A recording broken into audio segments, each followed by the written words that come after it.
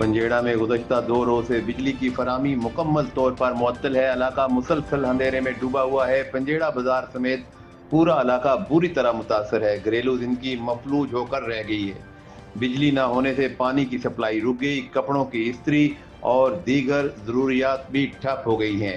अहले इलाका का कहना है कि बार बार शिकायत के बावजूद मुतलका महकमे ने कोई इकदाम नहीं उठाया, जिसके बायस अवाम शदीद मुश्किलात और मायूसी का शिकार हैं। दूसरी जानब vice chairman union council Panjera SM Kaleem, senior नायब सदर मुस्लिम लीग नून शबीर खान, राजा शौकत, मास्टर जावेद, जकी जावेद और सरदार आकब ने अवामी मसाइल को उजागर करते हुए हुकूमत से 100 kV ट्रांसफार्मर की फौरी फराहमी का मुतालबा किया है।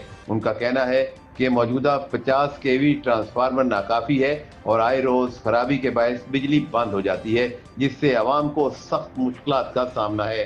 अहलियान पंजेड़ा ने वजीर बरक़ियात से अपील की है कि फौरी तौर पर नोटिस लिया जाए और नए ट्रांसफार्मर की तनसीब के जरिए बिजली की बहाली को यकीनी बनाया जाए ताकि आवाम को रिलीफ मिल सके।